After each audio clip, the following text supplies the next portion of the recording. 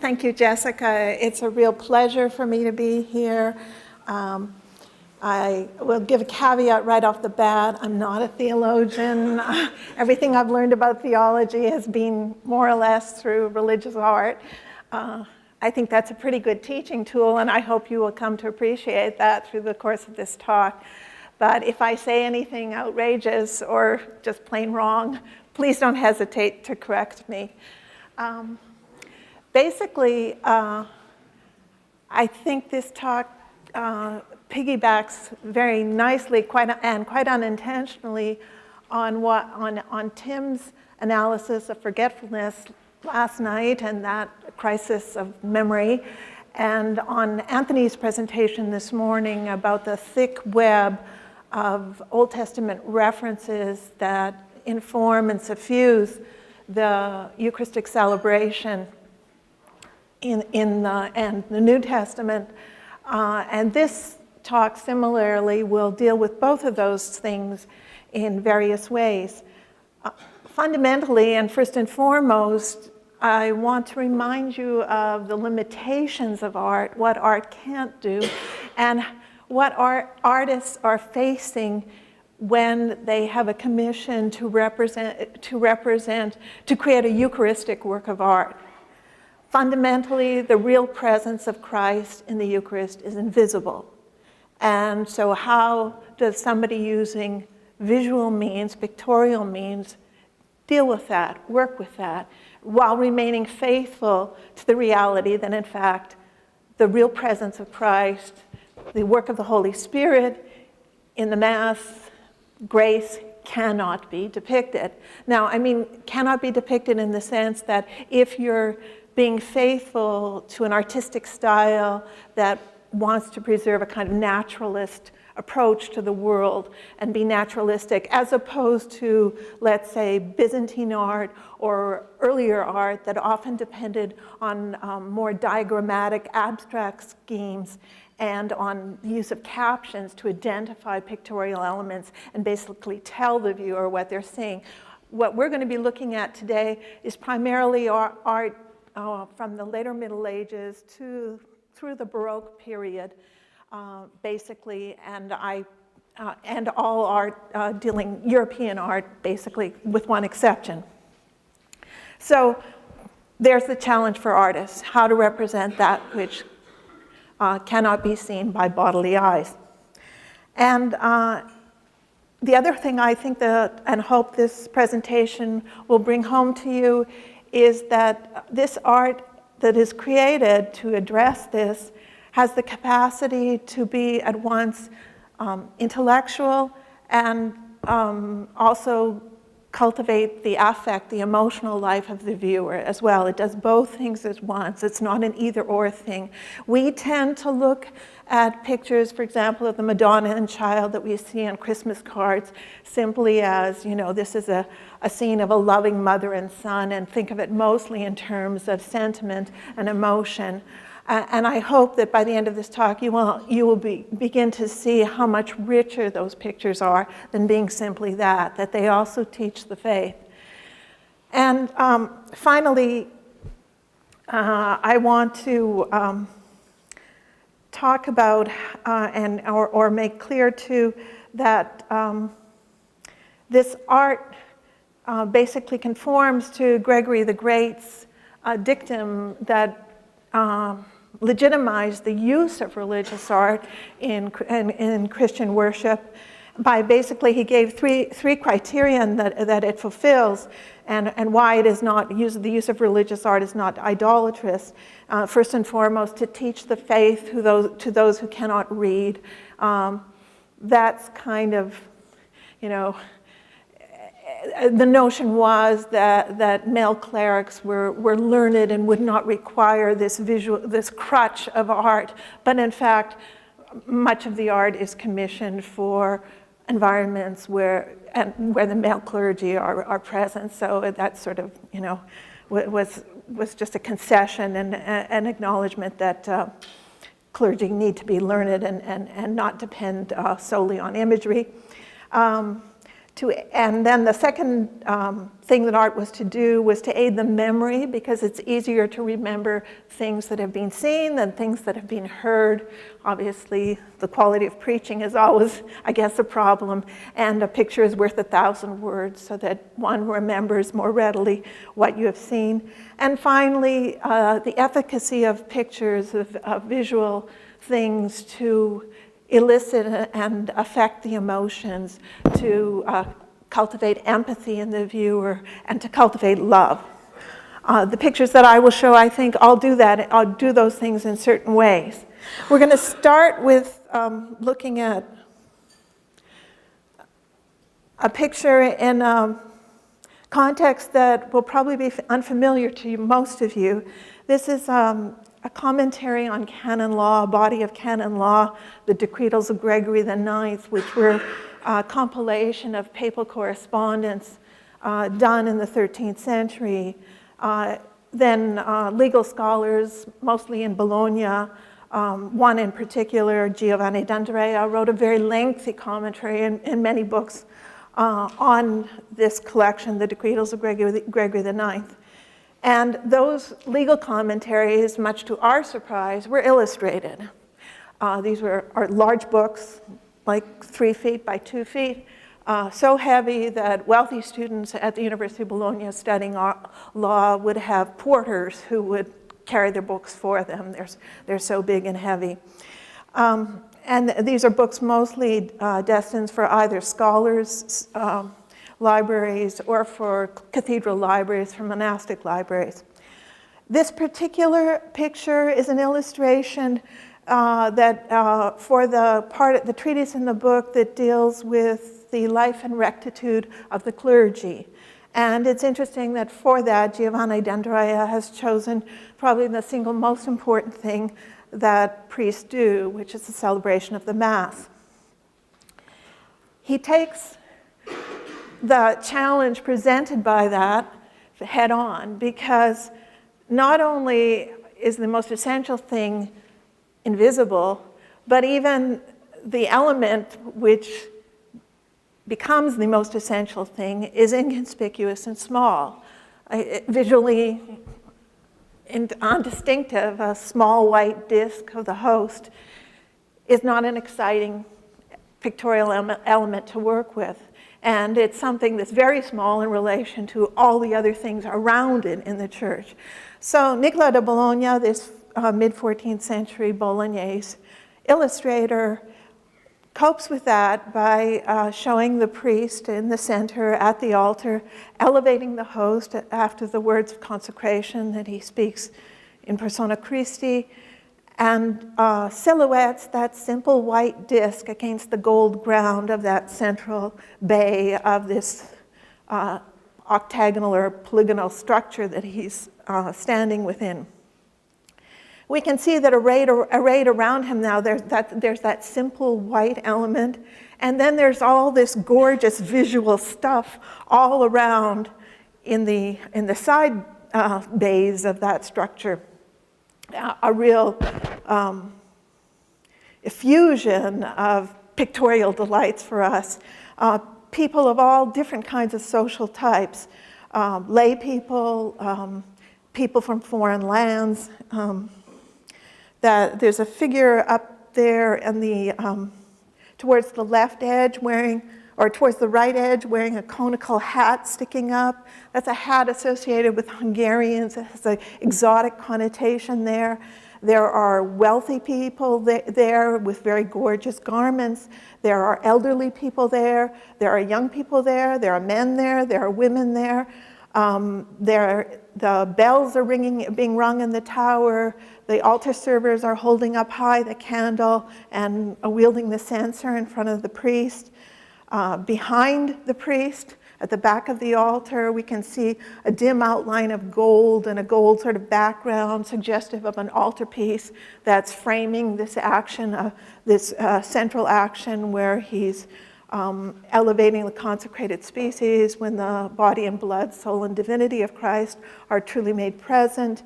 And that architecture itself has all kinds of elaborations. It's got sprockets and finials, and it's, you know, exuberant, and all within this space of a comparatively small space, maybe 8 by 10 or so pictorial field there that he's working with. We can see the bells ringing. We know that there's sound involved. We know that there's candles, there's lights, there's smells of the incense.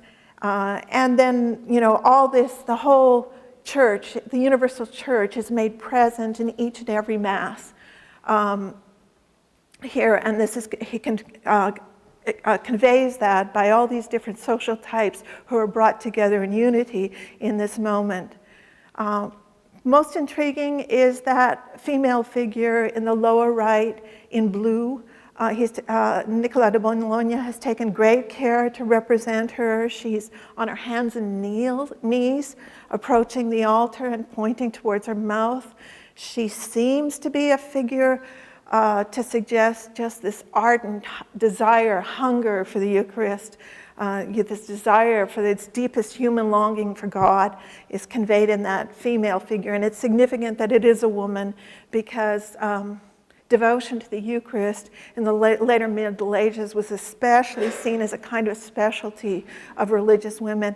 And Giovanni d'Andrea not only makes her a large pictorial element in that scene, in terms of the space that she occupies, but he takes a great deal of care in the representation of her garments, picking out those highlights of her elbow, her knee, the folds, the crests of folds in that blue. That whole passage of blue is just extraordinary and done with so much care, and is such a vivifying way of handling this drapery and drawing our attention to her. And it's significant too that the male figure in pink and those with gold embroidery, the robes right behind her, who's raising his hand, is a regal figure, probably intended to be like a secular ruler, a man with power in the secular world, who is raising his hand in an odd recognition of the intensity of her devotion and desire. She is, in fact, a sort of a model for the viewer and user of this book, as well as, of course, the priest who we see only from behind here. And again, his vestments are all also done with represented with a great deal of care by Nicola de Bologna, this artist. The other thing I would note too is the architectural structure, as I've said, is a little bit unusual, because most grand medieval churches of this era in Italy would be longitudinally planned churches, and this is a centrally planned building. And that in and of itself connotes more a baptistry format, so the dying and rising of Christ, that the dying and risen Christ made present on the altar, a reference back to the baptism, to the baptistry as funerary context, a centrally planned structure like this going back to antiquity. And you'll also note two prominent columns at the foreground of that structure on either side of the altar, which again are symbols of wisdom. Anthony spoke about columns, the 7 pillars, and these uses of columns as an attribute of wisdom is one that's generally not recognized in these pictures, and they're everywhere. So it's not simply, you know, nondescript, insignificant architectural elements. Okay.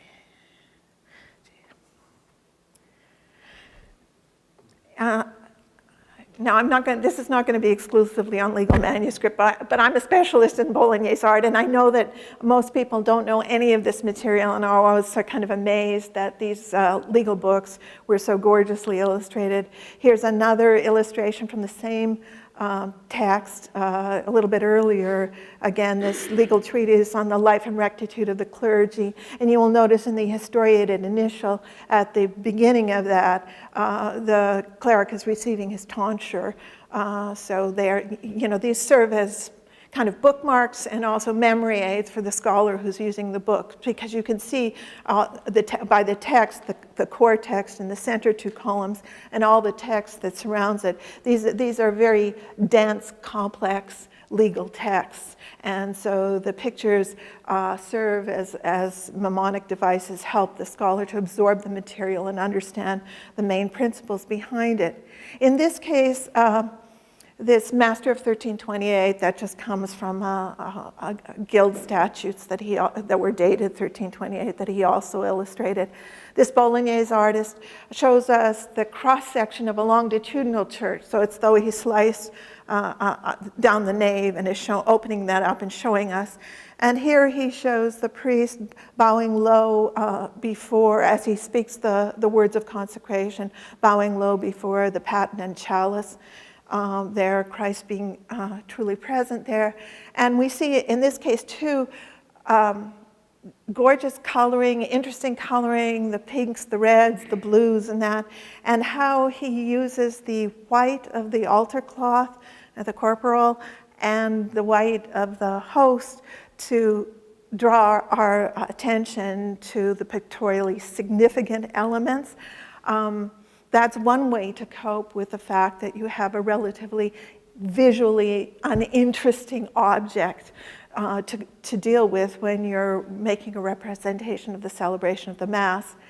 The priest, again, he alone has this garments that have this shot gold that highlight the folds. And once again, you see right in the middle there, the column cutting through, dividing him from the servers and the rest of the congregation behind him, that column, divine wisdom, being made present at the altar. And we, again, see an array of social types, lay people, laymen in the foreground at the right, and at the entrance of the church, a cluster of women. In some medieval churches, women would sit at the back, or sometimes the church was divided down the center and men and women sat apart. And it was very clear that in large cathedral churches, urban churches, or in monastic churches and mendicant churches, it was women were not allowed in the area around the sanctuary. And in fact, this treatise starts out about speaking about how the priest should, other people should not be in the sanctuary when the priest is celebrating Mass. And so this is also a visual mnemonic for the user of the book. Now, going from that kind of audience, which is using that book, which is an extremely learned audience, but learned both in the law and probably in theology, and in a university or setting, or in the setting of ecclesiastical administration, who uses those kinds of legal books. We're now looking at a small altarpiece. This is just the central part of an altarpiece. There were probably 2 wings on either side that have been lost. And this is a small altarpiece that seems to have been commissioned for a women's religious community in Bologna, again, about at the same time in the mid-14th century. These are women probably at one of the 2 Dominican convents, either the one for Santa Maria Maddalena or Sant'Agnese in Bologna. And I chose this, and I'm sorry, it's rather difficult to read, but I chose this because I wanted to show again how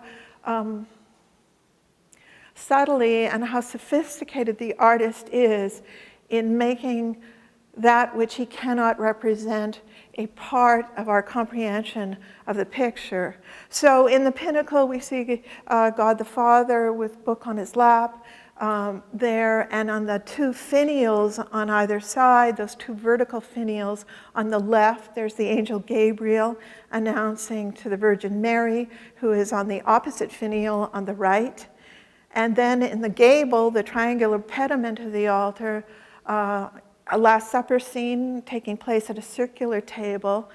Then in the register below that, there's a tier with 3 aspects of the Blessed Virgin Mary, seated and reading from a book, nursing the Christ child in the middle, and knitting the seamless garment on the right, and then 4 female saints on the lowest register, saints who are of particular interest to this religious community. So it's Saint Anastasia, who was the titular of an ancient church in Rome, probably a choice there, maybe because of whoever was the patron who paid for this, probably requested that.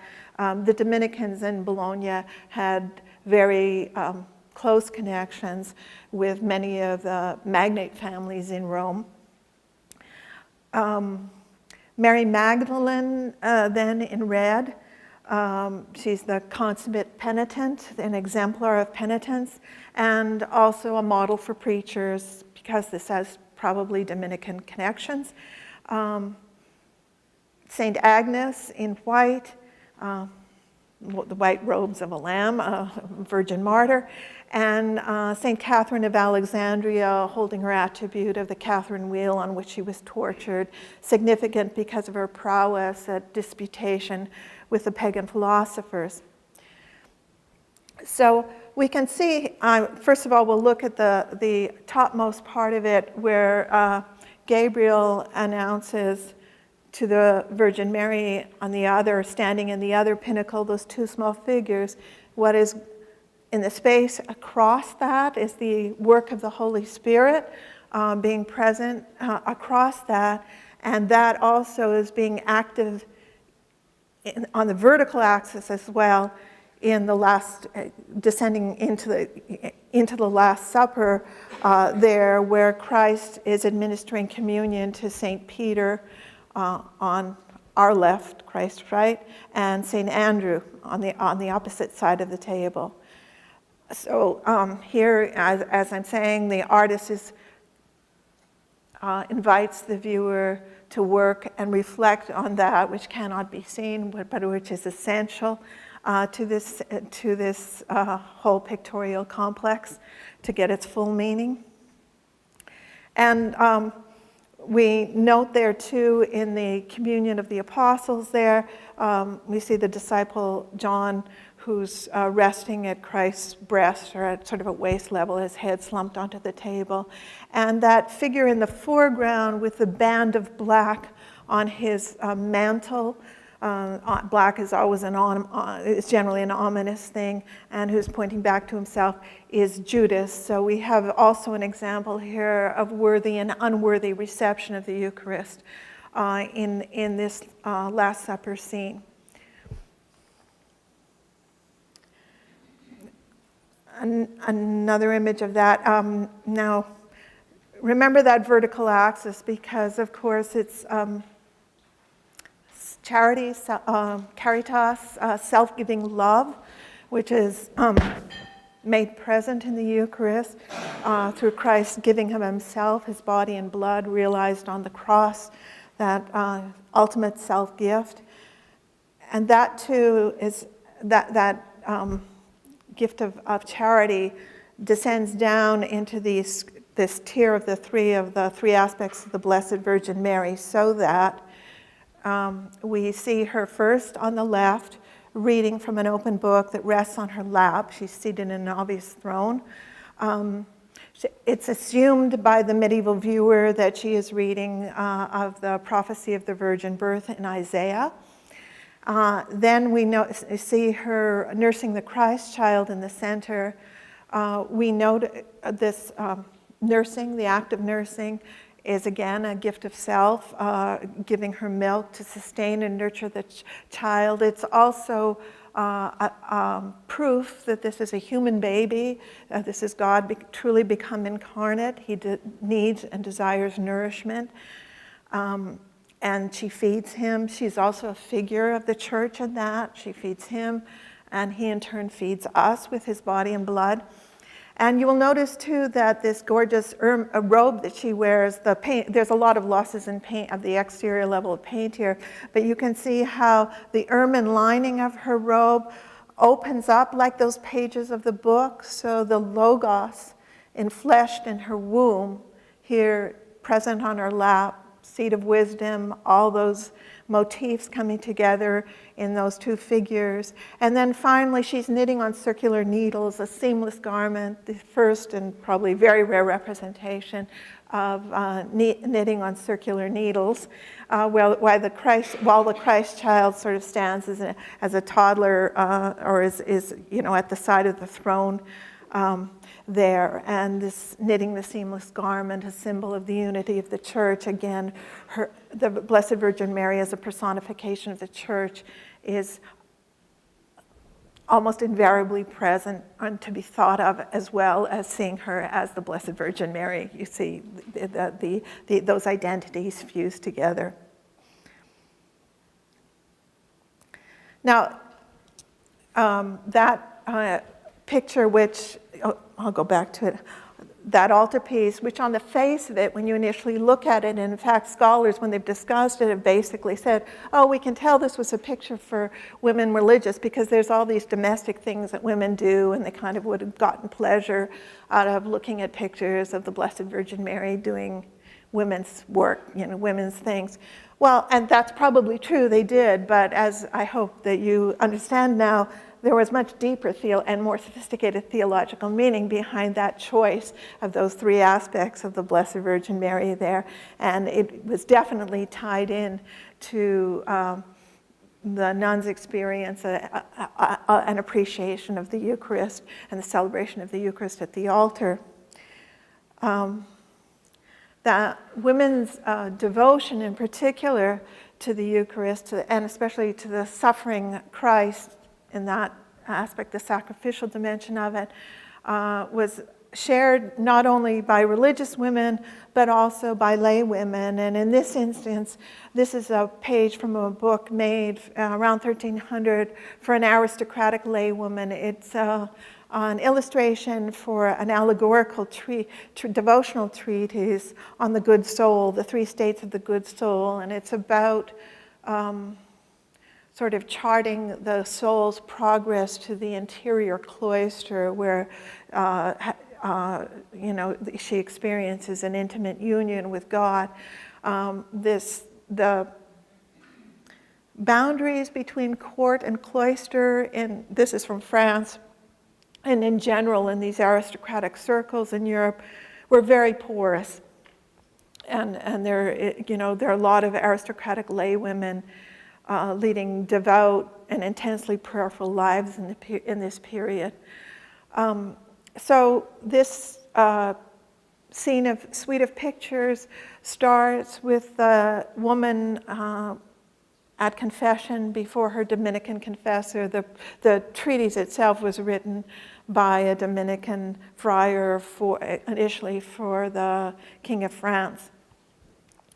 And this one is one that does have inscriptions and banderoles, but they're sort of paraphrases of scripture and the like. So there in the upper left, she's seeking forgiveness, and her absolution is indicated by the friar's blessing gesture, and the act of contrition is suggested by Christ himself, who hovers up there in that arch, that Gothic arch at the top with the banderole scroll descending down from him. And on the scroll, it's a sort of paraphrase of, or refers to the Psalm 50, a penitential psalm, and says, if you wish to efface your sins, say a miserere, and therefore indicating that reconciliation is a prerequisite to authentic, true communion at the Eucharist. Then in the next quadrant at the upper right, she prays at an altar on which is a sculpted figural group. This is a little sculpture group of the coronation of the Virgin. And she mimics the Virgin's prayerful hand gesture pose as the Virgin is being crowned by Christ. The Virgin as ecclesia, as the sponsor to the Christ the bridegroom. And this is the devout woman before it, aspiring to that spousal state that the Blessed Virgin Mary shares with Christ, and trying to emulate that in her action. Then in the lower left quadrant, she is again at prayer before the altar, and as this is obviously meant to convey an interior experience that she's having, because she actually looks downward. She's prostrate in prayer and looks downward, where Christ hovers in this cloud. We know the God manifesting himself and being present in a cloud. As the Israelites go through the desert, that's obviously part of the things expressing the presence of God here in these Eucharistic elements. And he holds out his wounded hands, and blood pours into the chalice on the altar, while an angel holds a cross directly above the penitent's head. And behind that, there's that flourishing tree of with red and blue leaves, the fruitfulness that comes of this sacrifice, this flourishing into blossom. And the inscription on the banderole that descends from Christ says, let's see, "Have regard for the tortures I have borne for the life of the people." So again, intensifying her penitence and contrition and her love and her recognition of the abundant, unmerited mercy that is offered by the crucified Christ. And then finally, in the last quadrant at the lower right, she has this theophanic vision of the Trinitarian Godhead, also made present at the altar there. Before the altar, we see the God the Father holding up the Son sacrificed on the cross with the dove of the Holy Spirit, linking the Father's head and the Son's head there. It's a pictorial type that art historians refer to as the throne of grace Trinitarian image. And the banderole says, and so this is, she has an experience of the Trinitarian Godhead, understands that being made present in the Eucharist. The banderole says, Father, Word, Holy Spirit, these three are one. And again, the blood from the crucified Christ drips and collects in the chalice on the altar. So this is a suite of pictures that are not pictures of the Mass per se, but are pictures meant to supplement and deepen her understanding of what is offered in the Eucharist and how she participates in that.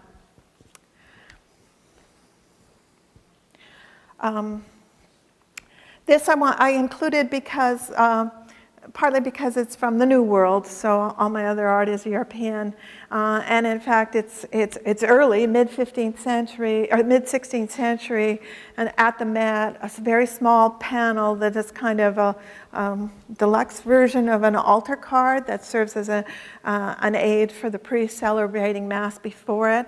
It's created in a medium that is part of the work of an indigenous artist, or was a medium used by indigenous artists, feather work and bits of paper. So there's little tiny feathers that have been taken apart and create the picture, and small bits of paper.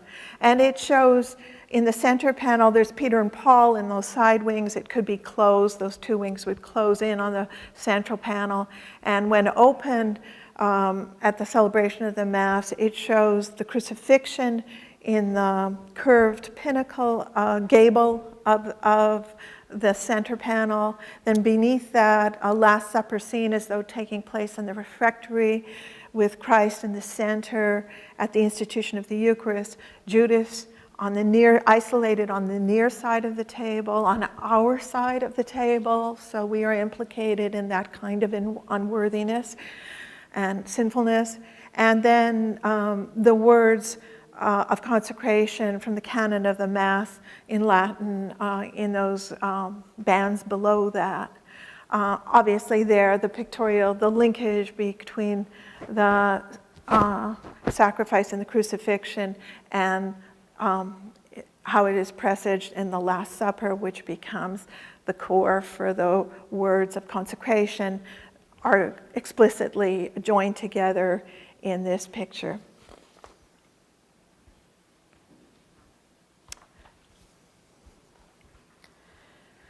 And here, actually, scenes of the Last Supper are not all that common on altarpieces, probably because in a way they're redundant. More often there's a desire to have pictorial matter that supplements the actions taking place at the altar rather than kind of repeats it or gives a model of it.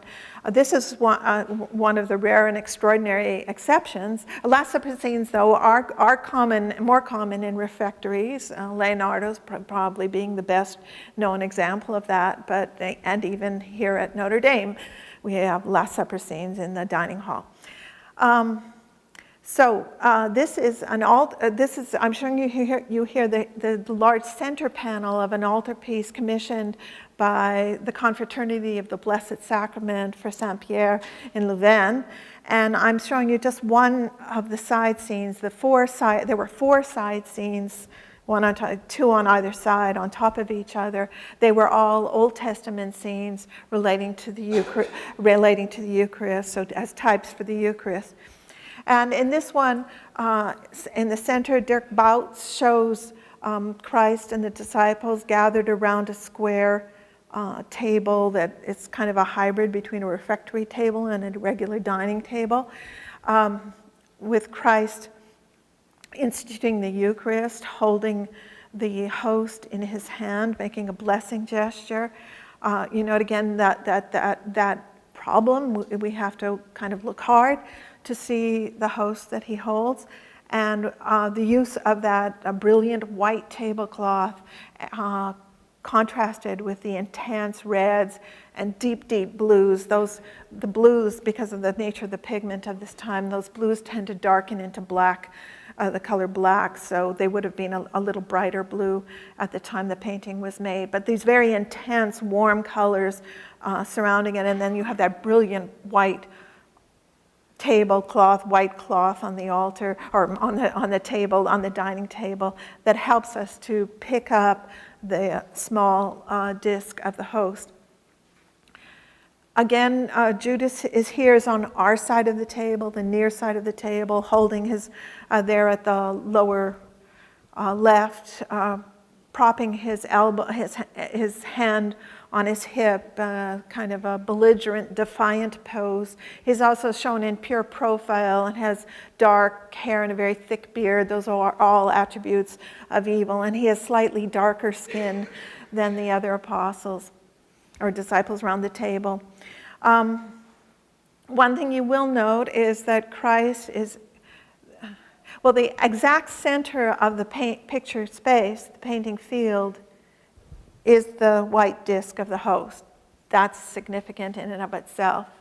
And behind Christ, he's seated slightly apart from the others. He's given room space, and he's framed by that rather grand mantelpiece, fireplace enclosure. But oddly enough, it has a wood backboard, which is incomprehensible for a fireplace, because if you had a fireplace with a wood lining, the wood lining would burn up. It's a reference, and it points to Christ and his sacrifice on the cross as sort of the new Holocaust. He is the sacrificial victim, the Paschal lamb roasted. He replaces that. So his placement there in front of that fire is very deliberate, and the fireplace has a wooden background is very deliberate too, pointing also to the wood of the cross. And I kept the Feast of Passover side scene from the altarpiece there to show you too that you see that same fireplace on the side wall of the dining room. Well, I know how to do this. Oops. Here.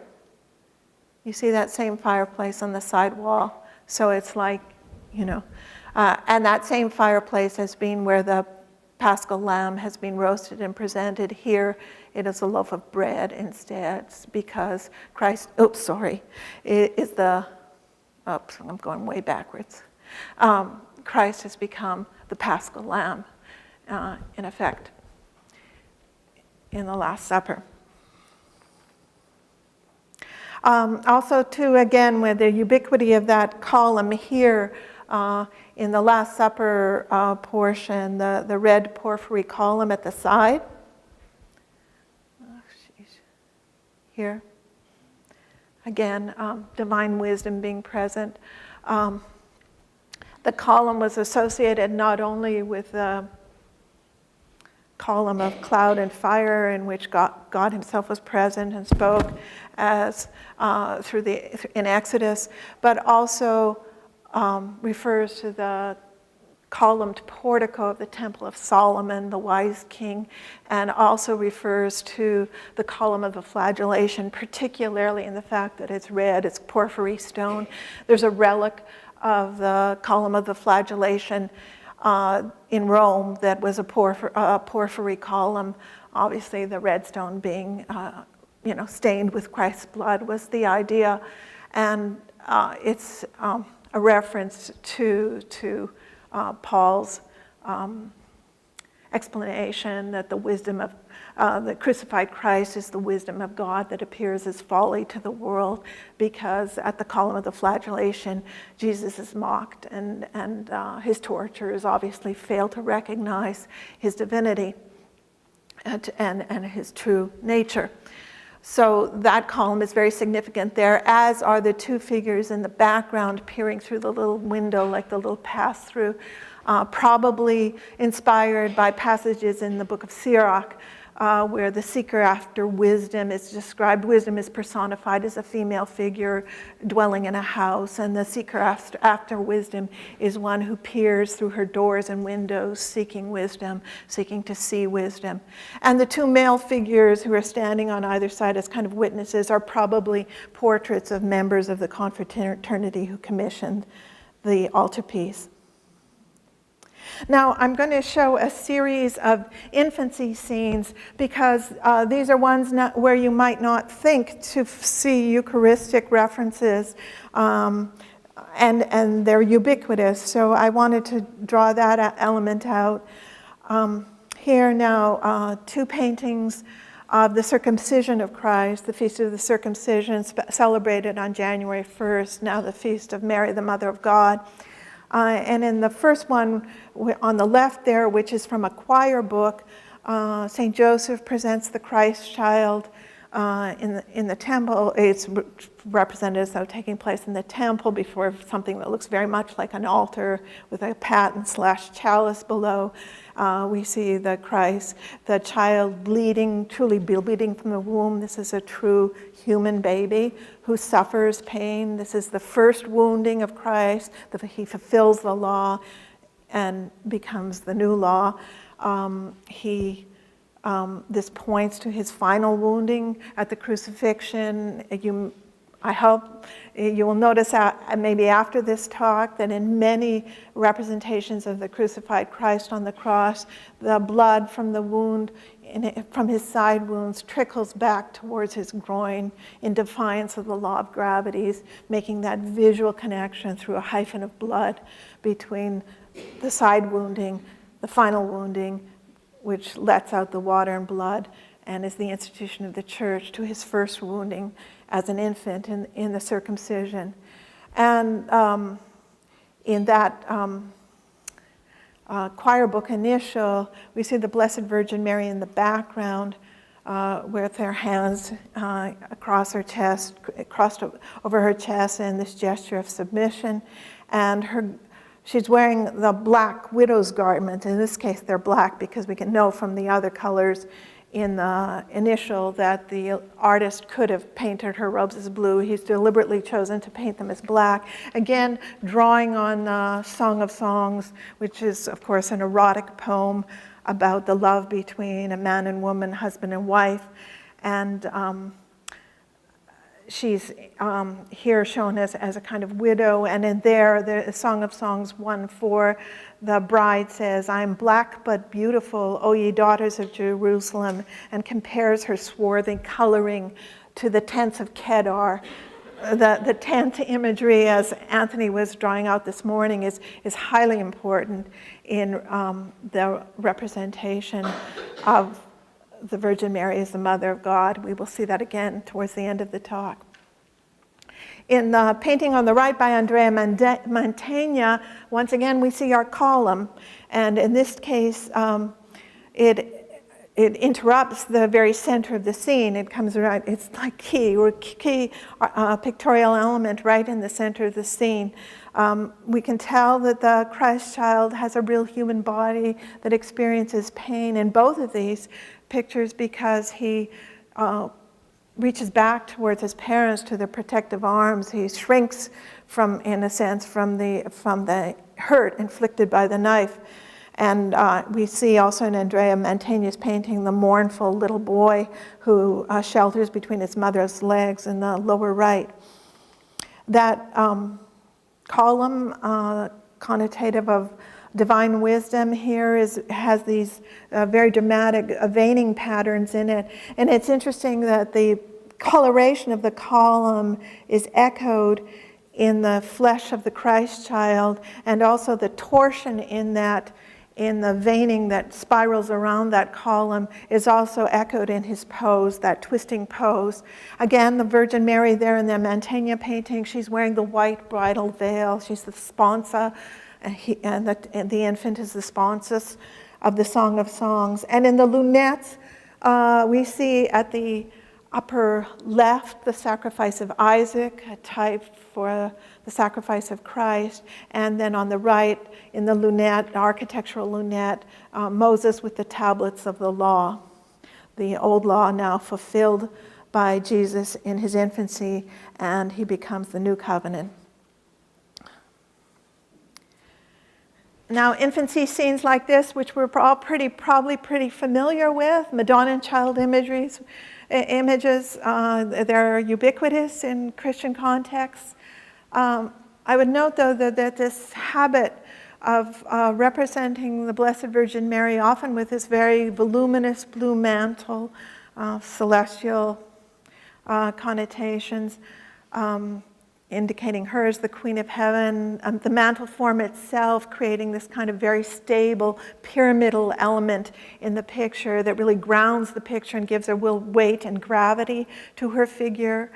On the panel by Gentile da Fabriano, she's sort of seated on the ground being humus in Latin, and the assonance between humus and humilitas, wanting to bring that together in this representation of the Virgin's role, and her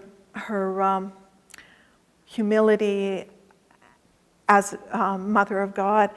And then the Christ child here, in this case, resting on her lap itself, because of that very stable pyramidal pose. Now she's in adoration. She presses her hands together in prayer and seems to be totally unconcerned that the child might roll off or whatever. She's also totally unconcerned that she's very warmly dressed in the middle of winter and her child is naked.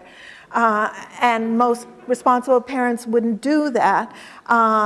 But, you know, the nudity of the child, the insistence on his full humanity, the exposure of his genitals, he's a full male child, or often either through the complete nudity or through these uses of diaphanous veils, which have that bridal connotations, as well as reminding us of our encounter in the Eucharist of Christ under the veil of the Eucharistic host.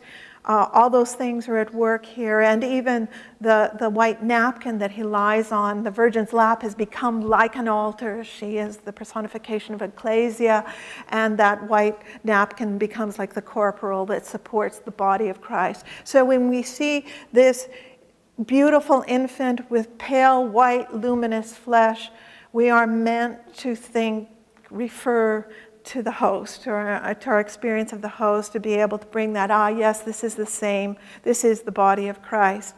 Now, Piera della Francesca on the right is even more emphatic. He places the Madonna and Child in the apse of a church. So literally, she is the altar in that church. We can't see the altar, surrounded by saints and angels. Even more precariously, she lets the sleeping child be propped on her lap without any concern that he might roll off, particularly because he's in sleep in this dramatic pose, this sleep of death, which looks forward towards his death on the cross, and her lamentation over his dead body, which is also a very common Passion image. And here, in this case, the donor who commissioned the painting, the Duke of Urbino, is there in his armor, kneeling before this. It's like a vision which he is to be experiencing internally. From the conch of the apse, you can see that large egg, and you might wonder, what's an egg doing hanging in a church? Well, and Piero even plays with that because he loves these smooth volumes. He likes to sort of smooth out the parts of the human figure into these smooth, beautiful sculptural volumes. And so he makes the Blessed Virgin Mary's head almost like an egg, too. Durandus, who was a canon lawyer and who wrote a whole bunch of stuff, but he wrote a treatise that relating to the liturgy, and he explains in it that it's completely appropriate to hang ostrich eggs in churches because the ostrich, when she lays her eggs in the sand, has a tendency to be forgetful and wander away during the day and not remember where she's left her eggs. But when she sees the evening star, that reminds her to come back and gestate her eggs. And so that's like our human propensity to forget about God until we're called back by the divine light to the altar and to encounter him anew. So that's why the hanging of ostrich eggs was an exotic element that would draw your attention for sure, and also serves as a good memorial device to make you, to get you focused. Sure. It almost looked like it was a bent scallop shell that was holding the egg. That top, it's like the shell, the scallop shell. Yeah, the tip of it it's the egg is suspended from it, but it's an architectural feature. He's playing with that.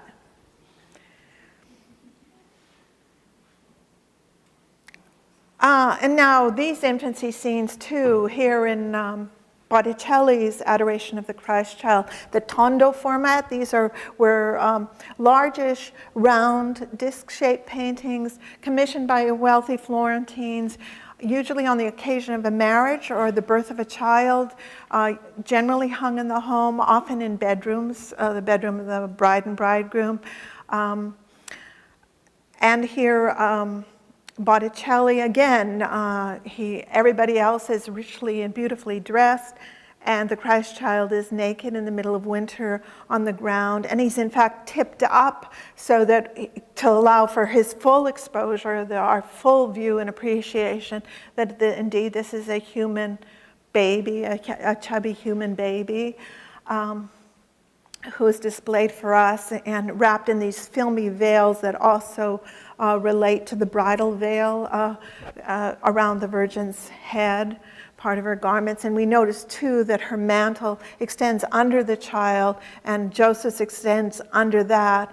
So it shows the unity of these two parents, and also with the turning of her mantle under the child, this notion that she provides the tunica humanitatis, the tunic of humanity that guarantees that Jesus is indeed a true human baby. And Michelangelo in the Doni Tondo, commissioned by a wealthy Florentine whose last name was Doni, playing on the idea of gift. Probably this was commissioned on the occasion of a marriage or on the birth of his first child. So playing with the notion of gift in this giving and receiving kind of action that's going on there in the Holy Family, where the Christ child is the dynamic element that links the two parents. And the Blessed Virgin Mary here is shown as a kind of heroic athlete, although she's humble and on the ground. She supports the child in a vigorous way or receives him, and in that sense, she is the mother of the church. She is ecclesia and plays that role in receiving and offering the child to the church community. And these two paintings, in a much sweeter vein, but still theologically profound, Jos van Cleef's Holy Family, where the Blessed Virgin Mary very conspicuously and obviously nurses the Christ child. Her exposed breast echoes the shape of the pomegranate that the Christ child holds. There's another one on that fruit platter in the foreground, and a pomegranate that has been opened. The blood red seeds of the pomegranate that stain so easily, obviously a Passion reference. Also a reference to the many, many seeds, parts of the church that are unified within this one fruit. And, that in Christ child is indeed the fruit of the Virgin's womb as we pray. And here again, his nudity is displayed. This act of nursing is an act of caritas. In the Middle Ages, it was thought, medical theory taught that breast milk was cooked blood. And so the connection between nursing and then the wounding and the effusion of blood and water from Christ's side, those things were connected in the medieval mind. And we see Joseph at the side. He's been reading something and has removed his glasses. Medieval theologians spoke of Joseph as being like the last of the Old Testament patriarchs, and especially blessed because he saw and even held what they only saw in the very distant future. So that removing his glasses, literally, he can see clearly now what has been so long anticipated and hoped for, and it's realized before him. And again, we see this beautiful diaphanous bridal veil over the Virgin Mary's head. The beaker of wine in the foreground, all those Eucharistic elements, the bunch of grapes. Likewise, Jared David in his rest on the flight into Egypt shows, I love this painting, has this charming little infant Christ tenderly picking grapes off this cluster of grapes that the Blessed Virgin Mary holds for him. And there's this diaphanous veil beneath him. Once again, she's that broad blue base, now seated on a rocky outcropping, like an altar table, like the rocky ground of Calvary. We can see the donkey that's transporting the Holy Family to Egypt. We know that when Christ comes on a donkey into Jerusalem at the beginning of Passion Week, this is looking forward to his ultimate destiny. All those things, the basket in the foreground could be like a bread basket holding the food for the journey. The whole thing, the rest on the flight into Egypt, a reminder to the viewer that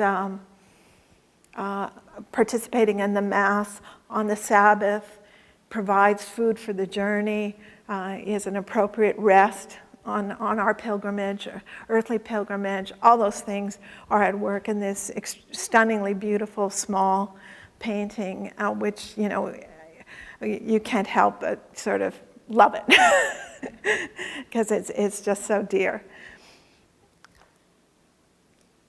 And finally, in this sequence of scenes from Christ's life, crucifixes, then you will notice this is like very simple in terms of the pictorial elements, stripped down to its bare essentials, a very wooden cross, and this beautiful muscular body of Christ, but with this smooth skin and gorgeously illuminated with that sharp breaking light, brilliantly illuminated flesh, and that lavishly done loincloth. Again, the connection between this body on the cross and the body made present at the altar is strongly suggested through those kinds of pictorial elements. Similarly to, once again, in these scenes where Christ is lowered, his body is lowered from the cross, here we see that scene really suffused with the nuptial imagery from the Song of Songs, where Christ, though dead, he is alive in death, because we know that a corpse can't respond to an embrace, and yet he does respond to the Virgin Mary's embrace. And their mouths kiss, a reference to the opening of Song of Songs, let him kiss me with the kiss of the mouth, which was in fact assimilated to reception of the Eucharist. That receiving the Eucharist with the right disposition was that kind of intimate, loving moment of the soul with God. And to just this lowering of the body, and this white body where all the other figures are in these colorful garments, reminds us too about, this is the bread come down from heaven, where Christ talks about himself as being the true bread, lowered from heaven and made present on the altar. And likewise, Caravaggio, working in a much more sort of realistic vein, it's almost like cinematic in its qualities, with this strong contrast of light and shade, where Jesus has, the resurrected Christ has joined his two followers who are on their way to Emmaus, and they're distraught at what has happened in the crucifixion, what has happened in Jerusalem. And he talks to them and literally breaks open the word with them on their journey toward Emmaus. They don't recognize who it is, but they do understand that he has illuminated the meaning of Scripture in a way that they had never experienced. And they invite him to join with them. They sort of beg him to stay and join with them for dinner, and once they reach Emmaus, and he does, and they do not recognize him until, and the passage is exactly a repetition of the words of the Last Supper, basically, where they recognize him in the breaking of the bread, this action of the fractio panis. They suddenly recognize him, and then he vanishes. And that's what Caravaggio shows. He makes us work hard to see the bread, because what he wants us to focus on is this action of Christ. It is Christ that is present there and is revealed in the breaking of the bread. The bread is behind that roast fowl on the table, the cock crowing, that being a symbol of the resurrection, and also a reminder of the denial of Peter, where all of a sudden we have in these two followers a complete recognition, astonished recognition that this is indeed the Christ who is with them. And the bread is behind that fowl. Christ's left hand is hovering above it, and Caravaggio uses those foreshortened limbs of Christ's hand coming literally like out of the painting, like the follower's arms coming out, extending out into our space, making it really part of our experience in a very astonishing and modern way. Similarly, that basket of fruits in the foreground with the cluster of grapes most prominent, that's about, the Caravaggio loved that device of the basket and the table about to tip off the table and burst into our space, because he was clearly extremely aware of his prowess as an artist and his capacity to create these incredible illusions that are so convincing and astonishing, particularly when you think that, hey, there's no movies or anything like that at this time. So to be able to do this in a static painting picture is quite phenomenal. And again, using that brilliant white tablecloth in a very effective way to create help create and reflect this flash of light.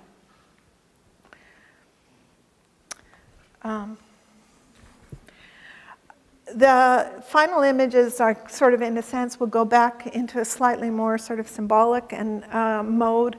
And I'm going back to my legal manuscripts here for the illustration of the portion of a canon law, famous canon law text, the Decretum Gratiani, that's about the consecration of a church, which again, our master of 1328, who was really a pictorial genius, represents as kind of a hybrid image, with the central image being the crucifixion in the center, and towards the left, that is Christ's right, a bishop consecrating a church, there shown in the corner.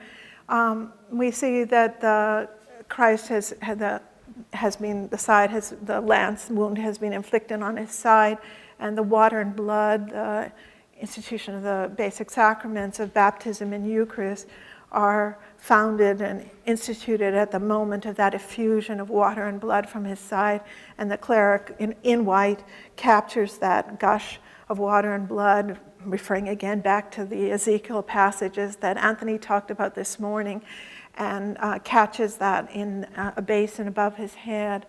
On the other sort of half of the picture, we see the Blessed Virgin Mary and the holy women, his faithful followers, gathered at the foot of the cross. Mary Magdalene in the foreground, the consummate penitent, there weeping at the foot of the cross, adoring his feet, the ones that she washed with her tears and dried with her hair.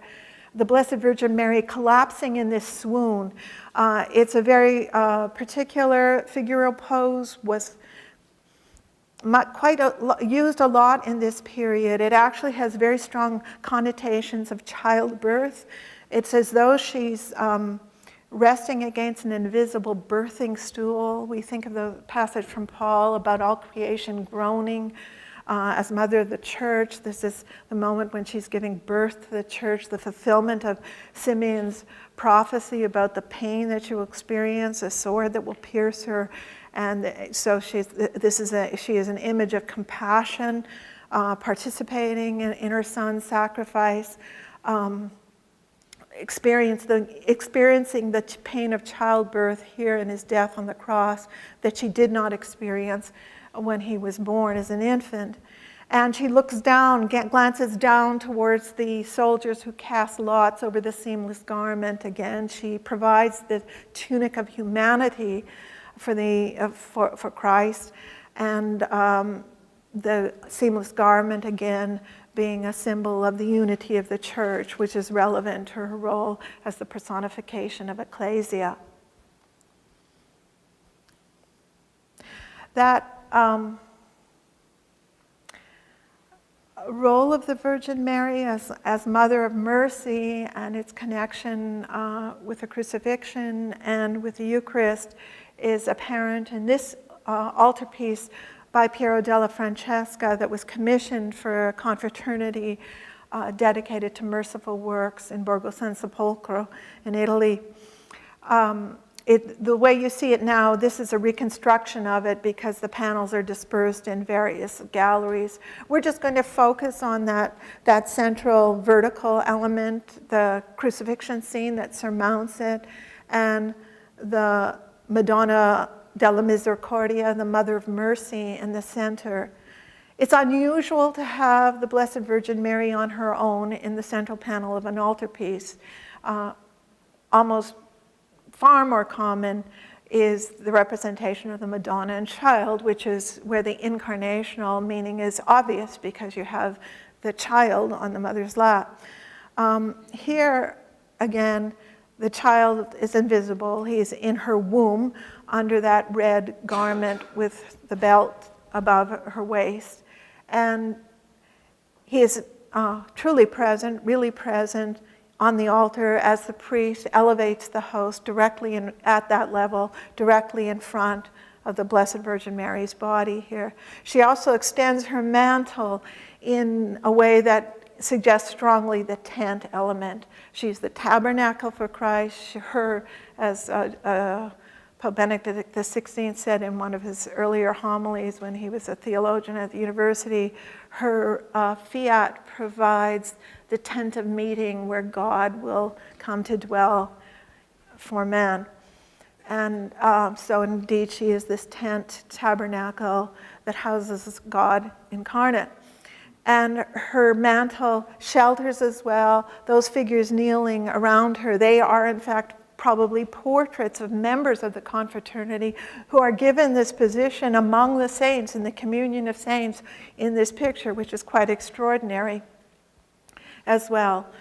In that center panel 2, we notice Piero's use of extravagant gestures so that he shows us a figure of a foreshortened figure of Christ seen from a dramatic angle from below with his arms flung out on the cross, both victim and victor there, that expansive outward going gesture that fuses the sacrifice and triumph at once, and the Blessed Virgin Mary also making this expansive, generous gesture with her mantle enveloping the confraternity members below, so that they indeed are the adopted sons, daughters and sons of God here and drawn in within her mantle. Piero worked with that idea of the Blessed Virgin Mary as a kind of a tent where for God's presence, that houses the presence of God. In this other panel that I'm showing here on the right, where even her garment is slit, and this is a panel that was in a cemetery but had to do with sort of a votive image for childbirth, because obviously childbirth was very risky in this period. Women not uncommonly died in childbirth or soon after, so it was a time sort of fraught with intense anxiety, and she rests her hands through the slit in her garment. And we also think, when we see that slit, about the temple veil being rendered at the moment when Christ dies on the cross. All that brought to bear in this. And we also see in this particular, on the right, that gorgeous fabric of the tent that is opened to reveal the pregnant Virgin Mary is embroidered with the gold pomegranates again, this she's a fruit that has many seeds, the many, innumerable ranks of Christians who dwell within the church. And finally, because the confraternity picture was meant to inspire and give solace to the members of the confraternity and make them cognizant of the fact that the caritas made available to them at the altar in the presence of Christ in the Eucharist is caritas that they are to extend in their charitable works, that they are in effect Christified by reception of the Eucharist and become vehicles for Christ's love to extend it to others. And that kind of thinking also inspires this kind of picture of actual acts of charity. This is a painting from the chapel of Nicholas V in the Vatican of St. Lawrence, a deacon whose responsibility was to distribute the goods of the church to the poor, emerging to give alms to the poor and the lame, the orphans and widows who cluster at the church door.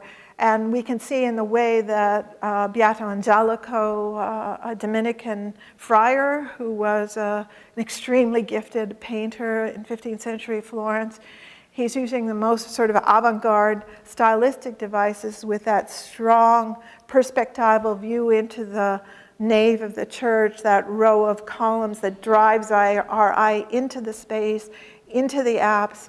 We understand that the altar would be behind, this is sort of like a way that collapses the view. So at Lawrence's waist height, behind him would be the altar at which the Mass is celebrated, and as the host is distributed there and unites us to God and gives him makes present his love to us in a very real way.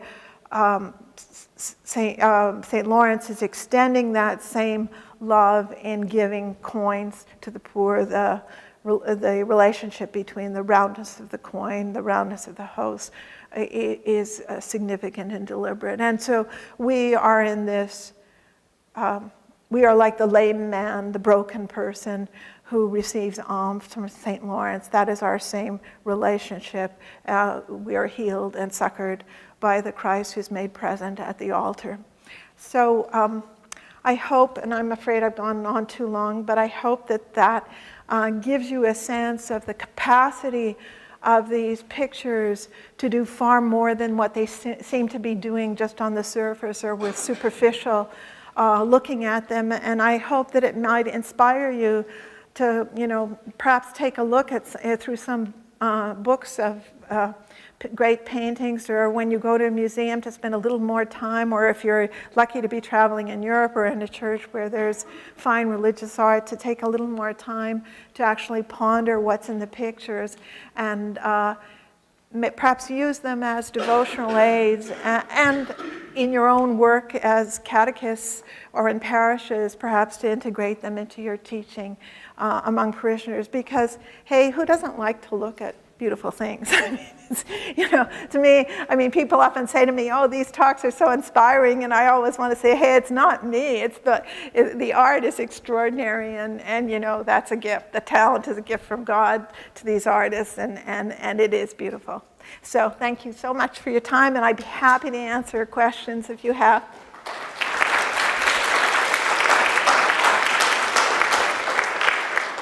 We have time for maybe 1 or 2 questions. Okay. Would you go back to the picture of the Blessed Mother with her veil? There are two, there's a monk and a Franciscan. There. No, there? Yeah, okay. The Franciscan, is that St. Francis? I don't think so. I don't see the stigmata, so I don't think so. Okay.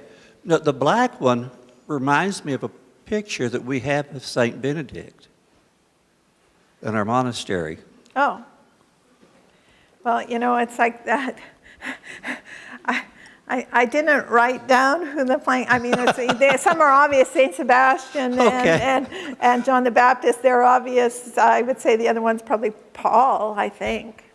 Okay, thank you. I'm guessing Paul, but I wouldn't bet money on it, but I'm thinking that's, the type, yeah. Maybe the Franciscan could, maybe perhaps Anthony of Padua. Okay.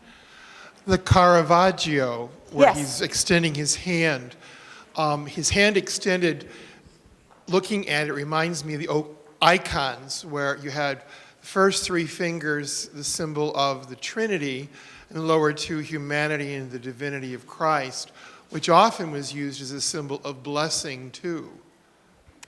Reminds me of that. Yeah, I think that's probably sort of in the ballpark of what Caravaggio intends, yeah. And then the Madonna with the mantle. There's a number of German representations. It's called, in Germany, the Madonna, the protective mantle, where she wraps people of all different kinds. Over in the Liturgy Chapel, actually, magnificent window there where it really goes way out. Yeah, yes, it was this, in the Italian, the Madonna della Misericordia, it was a popular kind of image. Here, unusual, though, for it to be elevated into an altarpiece like this, where, again, what really matters is not what's in the painting. It's what happens in front of the painting.